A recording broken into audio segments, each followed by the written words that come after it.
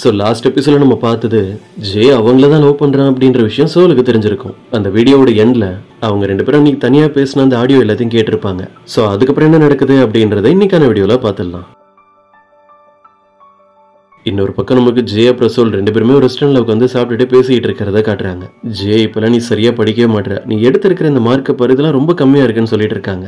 இப்போ கூட நம்ம ஜே டிவில ஓடிட்டு இருக்கிற அந்த மேட்சை பார்த்துட்டு கேர்லெஸ்ஸா தான் பதில் சொல்லிட்டு இருக்கான். எதுக்கு அதிகமான மார்க்ஸ் எல்லாம் வாங்குறதுக்கு ரொம்ப கஷ்டப்படணும், பாஸ் ஆகணும், அப்புறம் ஒரு டீசென்டான மார்க் வந்தா போதும், நீ தான் நல்லா படிப்ப இல்ல, எனக்கு ஏதாவது டவுட்னா நீ அதை சொல்லிக் கொடுன்னு சொல்றான். இதை கேட்டது நம்ம சோலுக்கு ஒரே குழப்பமா இருக்கு. இப்ப படிக்கிற ஒரு விஷயத்தையும் நம்ம உடனே மறந்துடுவோம். அவங்க ஸ்கூல் டைம்ல படிச்ச ஒரு ஃபார்முலா ஈக்குவேஷன் எல்லாத்தையும் எப்படி ஞாபகப்படுத்தி உனக்கு சொல்லி தர்றது, இதை பத்தி ஓவரா யோசிச்சுட்டு சூடா இருக்கிற ஒரு ஃபுட் எடுத்து வாயில போட்டுறாங்க. இது ஒரு சின்ன பிரச்சனை தான், இருந்தாலும் நம்ம ஜே அதை கவனிச்சுட்டு அவங்களுக்கு ஹெல்ப் பண்றதுக்காக ரெடியா இருக்கான். இதெல்லாம் பாக்குற நம்ம சோலுக்கு கொஞ்சம் கவலையா இருக்கு. ஜே அவங்க மேல இவ்வளவு கேரிங்கா இருக்கிறத நினைச்சு டிவில ஏதோ ஒரு மேட்ச் நடந்துட்டு இருந்ததுல அதுல கொரியா தான் வின் பண்ணிருக்க போல இருக்கு. அந்த ரெஸ்டாரண்ட்ல இருக்கிற எல்லாருமே சந்தோஷத்துல கத்திக்கிட்டு இருக்காங்க. அதுக்கப்புறம் அவங்க ரெண்டு பேருமே அங்க இருந்து வீட்டுக்கு நடந்து போகும்போது திடீர்னு மழை பெய்ய ஆரம்பிச்சிருது. சோலுக்கு அப்பதான் ஞாபகம் வருது, என்னுடைய எல்லோ கலர் கொடையை நான் மறந்து ரெஸ்டாரண்ட்லயே விட்டுட்டு வந்துட்டேன் போல இருக்கு. ஒன்னும் பிரச்சனை இல்லை, என்கிட்ட ஒரு கொடை இருக்கு, இது நம்ம ஷேர் பண்ணிக்கலாம்னு சொல்லிட்டு சோலு அவங்களுடைய வீட்டுக்கு ரொம்ப சேஃபா கூப்பிட்டு போயிட்டு இருக்கான். இவனை பார்த்துக்கிட்டே நம்ம சோலு ஆப்போசிட்ல என்ன இருக்குன்னு கூட தெரியாம அதுல இடிக்கிறதுக்காக போயிடுறாங்க. ஜேதா அவங்களை டக்குன்னு தடுத்து நிறுத்தி நீ ஏதோ யோசிச்சுட்டு இருக்கேன்னு தெரியுது, இருந்தாலும் கொஞ்சம் கவனமா இருன்னு சொல்றான். சரி சோல், நம்ம ரெண்டு பேருமே ஃபைனல் மேட்ச் பாக்குறதுக்காக வெளியே போலாமான்னு கேட்கிறான். இப்படி அவன் கேட்டதுமே நம்ம சோலுக்கு ரொம்ப சந்தோஷமா இருக்கு. ஆனா அப்பதான் கரெக்டா அவங்களோட ஃப்ரெண்ட் யோன் சொன்னது உங்களுக்கு ஞாபகம் வருது. நீ எப்பவுமே ஜே கூட டைம் ஸ்பெண்ட் பண்ணிட்டு அவன் பக்கத்திலே தான் இருக்க, அப்படி நீ இருந்தா கண்டிப்பா அவனுக்கு ஒன்று பிடிக்கும். அவன் அவாய்ட் பண்றதுக்காக நம்ம சோல் என்ன சொல்றாங்க, இல்ல என்னால வர முடியாதுன்னு சொல்றாங்க. அப்படி நான் கண்டிப்பா அவங்க கூட அந்த இடத்துக்கு வரணும்னு ஆசைப்பட்டேன்னா இங்கிலீஷ் புக்ல இருக்கிற எல்லாத்தையுமே கரெக்டா படிச்சு முடிச்சிரு.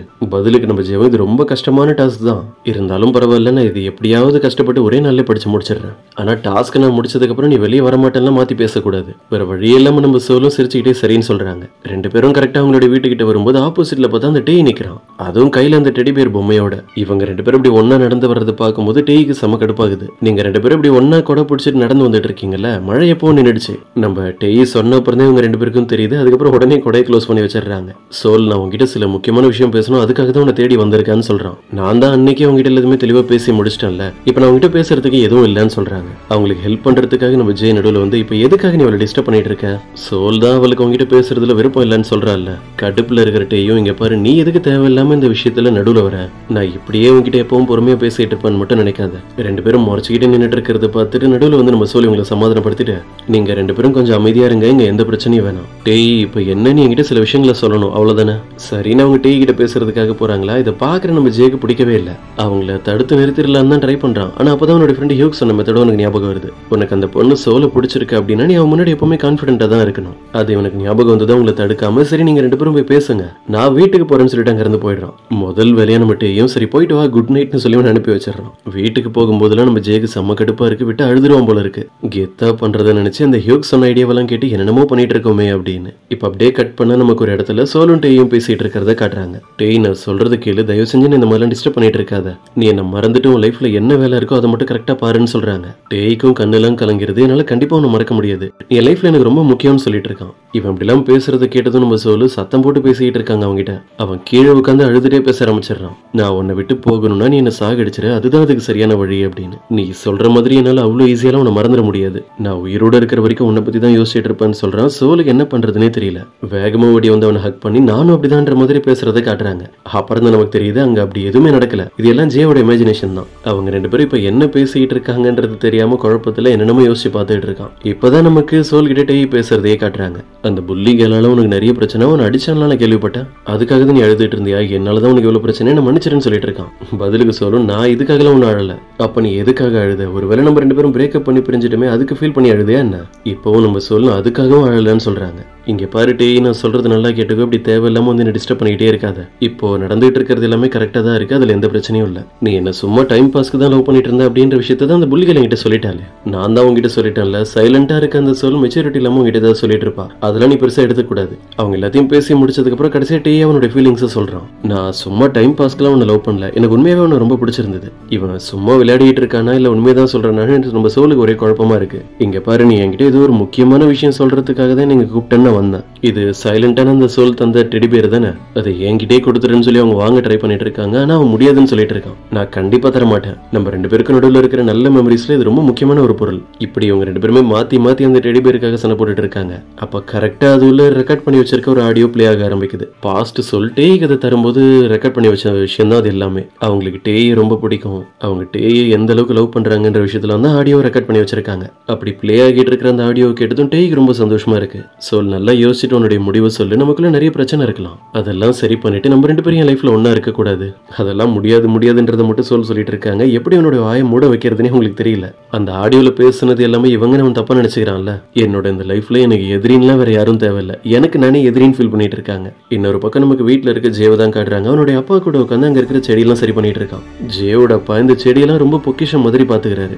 எந்த அளவுக்கு நான் இதெல்லாம் அவர் வளர்த்துட்டு இருக்க குழந்தைங்கன்ற லெவலுக்கு ட்ரீட் பண்ணிட்டு இருக்காரு. ஜே இங்க பாரு, இந்த செடியெல்லாம் சாதாரணமா நினைச்சிடக்கூடாது. இதெல்லாம் நான் வளர்க்க ஆரம்பிச்சதுல இருந்து உன்னுடைய பிரதர் சிஸ்டரா தான் இதை பாத்துக்கிறேன். இவங்களெல்லாம் நம்ம பேசுறத கூட கேட்க முடியும், இவங்க கிட்ட நல்ல விஷயங்களை பேசிக்கிட்டே இருக்கணும் அப்படின்னு ஒரு முக்கியமான விஷயத்தெல்லாம் சொல்லிட்டு இருக்காரு. இவன் அதெல்லாம் கண்டுக்காம வெளியே வேடிக்கை பார்த்துட்டு இருக்கான். ஆக்சுவலா அவனுடைய அப்பாவுக்கு ஹெல்ப் பண்றதுக்காகலாம் இப்ப அவன் இந்த இடத்துல இல்ல. சோல் வீட்டுக்கு வந்தாங்களா இல்லையா, அவங்க எப்ப வீட்டுக்கு வருவாங்கன்றத பாக்குறதுக்காக தான் இங்கே நின்னுட்டு இருக்கான். இதை பத்தி யோசிச்சுட்டு ஏதோ ஒரு ஞாபகத்துல மண்ணில இருந்த மிளகா செடியை கையோட பேத்து எடுத்துடுறான். இதை பார்த்துதான் அவ்வளவுதான் அவனுடைய அப்பா கத்த ஆரம்பிச்சிடுறாரு. நான் குழந்தை மாதிரி அதை எவ்வளவு பத்திரமா பாத்துக்கிட்டா அதை இப்படி பண்ணிட்டேன்னு சொல்லி அவனை அடிக்கிறதுக்கு வராரு. அடி வாங்கினாலும் நம்ம ஜேக்கு அதை பத்தி எல்லாம் கவலையே இல்ல. சோல் வீட்டுக்கு வந்துட்டாங்க. அவங்க மேல படிக்கட்டுல நடந்து போறதை பார்க்கும் போது எனக்கு சந்தோஷமா இருக்கு. இன்னொரு பக்கம் நம்ம டேயை காட்டுறாங்க. பைக்ல அந்த டெடி பேர் எடுத்துட்டு ரொம்ப சோகமா போயிட்டு இருக்கான். அவன் கையில அடிபட்டு ஒரு நாள் உட்கார்ந்து இருக்கும் போது சோல் அவனுக்காக மருந்தெல்லாம் போட்டு விட்டு இருப்பாங்கல்ல, அதெல்லாம் அவனுக்கு ஞாபகம் வருது. இவன் பர்த்டேல கூட யாருமே இல்லாம தனியா தானே இருந்திருப்பான். சோல் தான் இவன் கூட இருந்து இவனுக்காக செலிப்ரேட்டே பண்ணிருப்பாங்க. இவ்வளவு விஷயத்தை எனக்காக பண்ணிட்டு இப்ப அவளுக்கு நான் தேவையே இல்லைன்னு சொல்றேன். இதை பத்தி எல்லாம் யோசிச்சுட்டு இவன் பைக்ல போயிட்டு இருக்கும்போது ஒரு சின்ன பையன் பால் வச்சு விளையாடிட்டு கரெக்டா ஆப்போசிட்ல வந்துடுறான். அந்த பையனுக்கு எதுவும் அடிபட்டு கூடாதுன்னு சொல்லி பைக்கை திருப்பினதும் நம்ம டேக்கு அந்த இடத்துல ஆக்சிடென்ட் ஆயிடுது. இப்ப அப்படியே கட் பண்ண நெக்ஸ்ட் டே நமக்கு சோலோட வீட்டுல தான் காட்டுறாங்க. அவங்களோட அம்மா ஒரு பர்சனை மீட் பண்ணணும் அப்படின்றதுக்காக ஜேஜோ ஐலாண்ட் போறதுக்கு ரெடி ஆகிட்டு இருக்காங்க. அந்த பர்சன் அவங்களுடைய ஃப்ரெண்டு தான்ன்றது நம்ம சோலுக்கு தெரியுது. இப்ப நடக்கிறதெல்லாம் அப்படியே பார்க்கும்போது தான் முன்னாடி இதே மாதிரி ஒரு இன்சிடென்ட் நடந்திருக்கும், அது அவங்களுக்கு ஞாபகம் வருது. சோலோட அம்மா அவங்களோட ஃப்ரெண்டை மீட் பண்றதுக்காக ஜேஜோ ஐலாண்ட் போறதா சொல்லியிருப்பாங்க. எந்த விஷயத்துக்காக அவங்க போறாங்க என்ன ஏதுன்னு எதுவுமே சரியா தெரியாம சோல் அவங்க கிட்ட கத்தி இருப்பாங்க. உங்களுக்கு நாங்க 2 குழந்தைங்க இருக்கோம், உங்களுடைய ஹஸ்பண்ட் இறந்துட்டாரு, அதை பத்திலாம் உங்களுக்கு கவலை இல்ல, நீங்க உங்க லைஃபை பத்தி மட்டும்தான் யோசிக்கிறீங்கன்னு சொல்லி கோவத்துல என்னென்னமோ பேசியிருப்பாங்க. இதெல்லாம் யோசிச்சு பார்த்துட்டு இப்ப நம்ம சோல் என்ன பண்றாங்க, அவங்களுடைய அம்மாவை கஷ்டப்படுத்துற மாதிரி எதுவும் பேசாம அவங்க பேக் எல்லாம் எடுத்துட்டு போய் தர்றதே அவங்க தான். அம்மா நீங்க பார்த்து பத்திரமா போயிட்டு வாங்க, என்னை பத்தி எல்லாம் கவலைப்படாதீங்க, என்ன எனக்கு நல்லாவே பாத்துக்க தெரியும், நான் வீட்டையும் பாத்துக்கிறேன், எத்தனை வருஷம் தான் நீங்க எங்களுக்காகவே கஷ்டப்பட போறீங்க, நீங்களும் உங்களுக்கு பிடிச்ச மாதிரி ஒரு லைஃபை பாத்துக்கோங்க. இப்படி அவங்க பேசுறதை கேட்டதும் சோலோட அம்மா வாயை முடிட்டு நீ கொஞ்சம் சும்மா இருன்னு சொல்லி அவங்களை திட்டிட்டு அங்க இருந்து போயிடுறாங்க. அதுக்கப்புறம் நம்ம சோலும் மறைஞ்சிருந்து பாக்குறாங்க என்ன நடக்குதுன்னு. அன்னைக்கு அவங்களை வந்து வெளியே ஒரு பர்சன் மீட் பண்ணி பேசியிருப்பாருல, அவரே தான் திரும்ப வந்து அவங்களை பிக்கப் பண்ணி இங்க இருந்து கூப்பிட்டு போறாரு. இன்னொரு பக்கம் ஸ்டடி ரூம்ல உட்காந்துக்கிட்டு நம்ம ஜே ரொம்ப பொறுப்பா படிச்சுட்டு இருக்கான். சோல் கூட சேர்ந்து அவன் அந்த மேட்சை பாக்கணும் அப்படின்னா அந்த இங்கிலீஷ் புக்கை ஃபுல்லா படிச்சு முடிச்சாகணும்ல, அதுக்காக தான் கஷ்டப்பட்டுட்டு இருக்கான். ரொம்ப டயர்டா இருக்கேன்னு சொல்லி காலை நீட்டி உட்காந்தா பக்கத்துல இருக்கிற யோனியோனை பார்த்து முறைக்கிறாங்க. அவங்க படிக்கிறது இப்ப டிஸ்டர்ப் ஆகிடுச்சுல்ல, அதனாலதான். இன்னொரு பக்கம் நம்ம சோலு போலீஸ் ஸ்டேஷனுக்கு போய் ஒரு முக்கியமான விஷயத்த சொல்லிட்டு இருக்காங்க. நம்ம சோலுக்கு அந்த கார் ஆக்சிடென்ட் நடந்தது இல்ல, அது எப்பன்ற டேட் அவங்களுக்கு தெரியும். அது செப்டம்பர் 1. இந்த மாதிரி செப்டம்பர் 1 அன்னைக்கு எனக்கு ஒரு ஆக்சிடென்ட் நடக்க போகுது, அப்ப எனக்கு எதுவும் ஆகாம சேஃபா பாத்துக்கணும்னு சொல்லிட்டு இருக்காங்க. போலீஸ்க்கு இதை கேட்டதும் சிரிப்பு வந்துருது. உங்க லைஃப்ல உங்களுக்கு எப்ப ஆக்சிடென்ட் நடக்க போகுது அப்படின்றது டேட்டோட உங்களுக்கு தெரிஞ்சிருச்சா, அப்பனா அந்த டேட்ல நீங்க சேஃபா இருக்கணும்னா வீட்லயே இருங்க, வீட்டை விட்டு வெளியே வராதீங்க அப்படின்னு அவர் சும்மா வெறுப்பேத்துற மாதிரி பேசிக்கிட்டு இருக்காரு. ஆனா நம்ம சோலுக்கு இது ஒரு நல்ல ஐடியாவா தோணுது. இதே நேரம் வீட்டுல உட்காந்து டிவி பார்த்துட்டு இருக்க சோலோட பாட்டிக்கு ஒரு கால் வருது. அந்த கில்லர் தான் இப்ப அவங்களுக்கு கால் பண்ணி பேசுறான் அந்த சோலோட போன்ல இருந்து. இந்த போனை ஒருத்தவங்க மிஸ் பண்ணிட்டு போயிட்டாங்க, இதை நான் தான் இப்ப பத்திரமா எடுத்து வச்சிருக்கேன். ஆமா அது என் பேத்தியோடது தான், இப்ப நீங்க எங்க இருக்கீங்கன்னு சொல்லுங்க, அந்த போனை நானே வந்து வாங்கிக்கிறேன் அப்படின்னு பாட்டி தெளிவா அட்ரஸ் கேக்குறாங்க. கில்லர் என்ன சொல்றதுன்னு தெரியாம திரு முழிக்கிறான். இப்ப நான் சிட்டியை விட்டு ரொம்ப தூரம் தள்ளி வெளியே இருக்கேன், நீங்க மீட் பண்ண வர்றது ரொம்ப கஷ்டம், இல்லனா நீங்க உங்களுடைய வீட்டு அட்ரஸ் மட்டும் சொல்லுங்க, இந்த போனை பார்சல் பண்ணி உங்களுடைய வீட்டுக்கு அனுப்பிடுறேன்னு சொல்லி அப்படியே அட்ரஸ் கேட்டு வாங்கிடுறான். இப்ப ரொம்ப நேரத்துக்கு அப்புறம் நம்ம சோலை காட்டுறாங்க. அவங்க இந்த ஸ்டடி ரூமுக்கு தான் வந்திருக்காங்க. பக்கத்துல நம்ம ஜே ஓவரா படிச்சு டயர்ட் ஆனதுனால தூங்கிட்டு இருக்கான். நம்ம சொன்னோம் அப்படின்றதுக்காக இவ்வளவு கஷ்டப்பட்டு படிச்சிருக்கானேன்னு அவங்களுக்கே ஆச்சரியமா இருக்கு. பக்கத்துல உட்காந்து அவனை தான் பாத்துக்கிட்டு இருக்காங்க. இவங்களும் பாட்டு கேட்டுட்டு அவனையே தான் பாத்துக்கிட்டு இருக்காங்க. இப்ப கொஞ்ச நேரத்துக்கு அப்புறம் நம்ம ஜே எழுந்திருச்சு பார்க்கும்போது சோல் நல்லா படுத்து தூங்கிட்டு இருக்காங்க.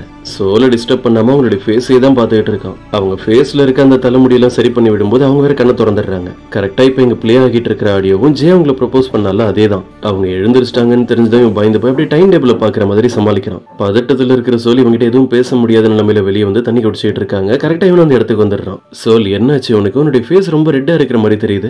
அவன் இன்டைரக்டா கேட்கறான், லவ் பண்ற விஷயம் சோலுக்கு தெரிஞ்சிருச்சா அப்படின்னு. நீ எதை பத்தி பேசிட்டு இருக்கேன்னு எனக்கு புரியலன்னு அவங்க சொன்னதும் அப்படியே டாபிக் சேஞ்ச் பண்ணிடுறான். இது இருக்கட்டும், நீ இங்கிலீஷ் புக்கை படிக்க சொன்னால நான் அதை படிச்சு முடிச்சிட்டேன். நீ என்கிட்ட சொல்லியிருந்த மாதிரியே நம்ம 2 பேரும் அந்த மேட்சை பாக்குறதுக்கு நாளைக்கு போறோம். எல்லாத்தையும் பேசி முடிச்சுட்டு மனசுக்குள்ளே யோசிச்சுட்டு இருக்கா, நாளைக்கு கண்டிப்பா நான் என்னோட லவ் உனக்கு ப்ரொபோஸ் பண்ணிடுவேன் அப்படின்னு. இப்ப அப்படியே கட் பண்ண நெக்ஸ்ட் டே ஒரு பெரிய டிஸ்பிளேல மேட்ச் பாக்குறதுக்காக நிறைய பேர் அந்த இடத்துக்கு வந்திருக்காங்க. நம்ம ஜே இங்கதான் இருக்கான். சோல் அவங்க 2 பேருக்காகவும் ஜூஸ் வாங்கிட்டு வராங்க.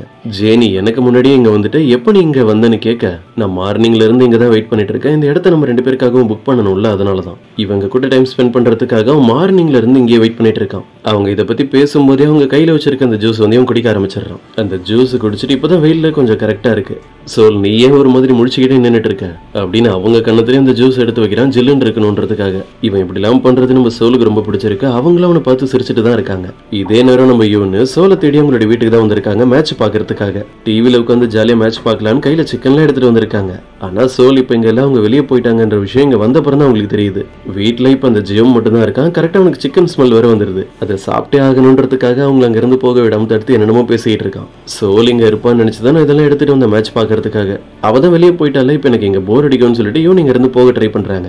ஜியோ உடனே ஹீரோ மாதிரி போஸ் கொடுத்து நம்ம 2 பேரும் ஒன்னா உட்காந்து மேட்ச் பார்க்கலாம் அப்படின்னு சொல்றான். இவனுக்கு தான் ஆரம்பத்துல இருந்தே பிடிக்குமே, அதனால அவங்களும் சரின்னு சொல்லிடுறாங்க. ஆக்சுவலா இந்த ஜியோ அவங்க கூட ஒன்னா உட்காந்து மேட்ச் பார்க்கணுன்றதுக்காக அப்படி பண்ணல. அவனுக்கு சிக்கன் ரொம்ப ஃபேவரட் போல இருக்கு. அதை தான் உட்காந்து டிசைனா சாப்பிட்டுட்டு இருக்கான். இங்க பாரு, நான் பண்ற மாதிரி உன்னால பண்ண முடியுமா, இந்த லெக் பீஸ் ஒரே வயலே காலி பண்ணிடுவேன் அப்படின்னு என்னென்னமோ பண்ணிட்டு இருக்கான். இவனுக்கு ஒன்றும் புரியல. அதுக்கப்புறம் அங்க நடக்கிற மேட்ச்ல கொரியா ஸ்கோர் பண்ணதும் சந்தோஷத்துல அவங்களோட கழுத்து பிடிச்சி நெரிச்சிட்டு இருக்கான். நல்ல வேலை கரெக்டான டைம்ல அவனுக்கு யாரோ கால் பண்றாங்க. அவன் போன் அட்டன் பண்றதுக்கு போயிடுறான். இவனும் அப்படியே ஷாக்ல படுத்து யோசிச்சுட்டு இருக்காங்க, இவன் என்ன நம்மள எப்படி டார்ச்சர் பண்றான் அப்படின்னு. அதுக்கப்புறம் தான் இவனு ஒரு விஷயத்தை கவனிக்கிறாங்க. இப்போ போன்ல பேசிட்டு இருக்கிறது வேற யார்கிட்டயும் இல்ல, ஜியோம் அவனோட கேர்ள் ஃப்ரெண்ட் கிட்ட தான் பேசிட்டு இருக்கான். இப்படி அவன் பண்றதுல அவங்களுக்கு பிடிக்கவே இல்லை. அவங்க கிட்ட டைரக்டா கேட்டுறாங்க, ஜியோம் உனக்கு கேர்ள் ஃப்ரெண்ட் இருக்காங்களா அப்படின்னு. ஆமா, நான் போன்ல பேசிட்டு இருக்கிறது என்னோட கேர்ள் ஃப்ரெண்ட் கிட்ட தான். ஏன் எனக்கெல்லாம் கேர்ள் ஃப்ரெண்ட் இருக்க கூடாதுன்னு இவன் கேட்க, அவங்களும் அழுதுகிட்டே ஆமா இருக்க கூடாதுன்னு சொல்லிட்டு அங்க இருந்து போறாங்க. அவங்க எதனால இப்படி பண்றாங்கன்றது கூட ஜியோமுக்கு தெரியல. அப்படியே முடிச்சுக்கிட்டே உட்காந்துருக்கான். இப்ப அப்படியே கட் பண்ண நம்ம சோல் அப்புறம் ஜியோ தான் காட்டுறாங்க. மேட்ச்ல ஃபைனல் ரவுண்டு தான் போயிட்டு இருக்கு. கடைசியில் அவங்க ஆசைப்பட்ட மாதிரியே கொரியன் டீம் தான் வின் பண்ணுது. இப்ப இவங்க எந்த அளவுக்கு சந்தோஷமா இருக்காங்கன்னா ஜே சோலை ஹக் பண்ணிட்டு தான் நின்னுட்டு இருக்கான். இன்னொரு பக்கம் நமக்கு இப்பதான் அந்த பைக் ஆக்சிடென்ட்க்கு அப்புறம் டேயை காட்டுறாங்க. ரொம்ப சீரியஸாலாம் எதுவும் இல்ல, லைட்டா தான் அடிபட்டு இருக்கு. பெட்ல உட்காந்து சாப்பிட்டுட்டு இப்ப அவனும் அந்த மேட்ச் தான் பாத்துக்கிட்டு இருக்கான். கோஇன்சிடென்ட்டா நம்ம ஜே அப்புறம் சோல் 2 பேரும் டிவில வர காட்டிடுறாங்களா. இவனுக்கு செம்ம டென்ஷன் ஆயிடுது. குடிச்சிட்டு இருக்கிற ஜூஸ் கூட அப்படியே துப்பிடுறான். அவனே கடுப்புல இருக்கிறான். அவனோட ஃப்ரெண்டு வேற சும்மா இல்லாம டிவியை பார்த்துட்டு, இந்த பொண்ணு யாருன்னு தெரியுதா, உன்னோட எக்ஸ் கேர்ள் ஃப்ரெண்டு சோல் தான். அவளுக்கு வேற ஒரு லைஃப் பார்ட்னர் கிடைச்சிட்டாங்க போல இருக்கு. எனக்கு தெரிஞ்சு இவங்க 2 பேருடைய பேர் தான் நல்லா இருக்கு.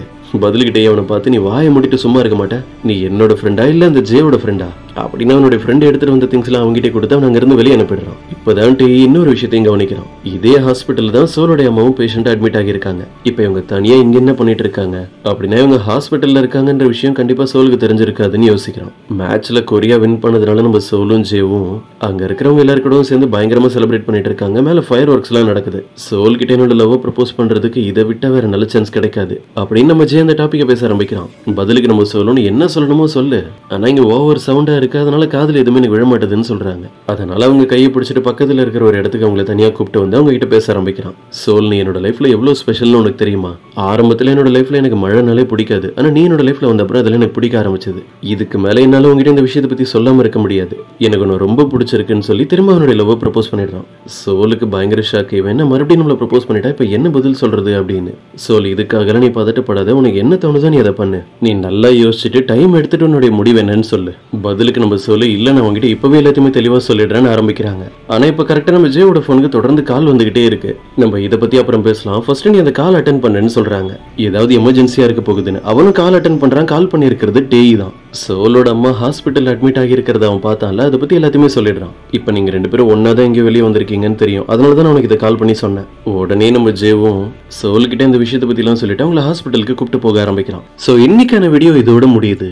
இது உங்களுக்கு பிடிச்சிருக்கும் நம்புறேன். அப்படி பிடிச்சிருந்தா மறக்காம உங்களுடைய ஃப்ரெண்ட்ஸ்க்கும் ஷேர் பண்ணிடுங்க.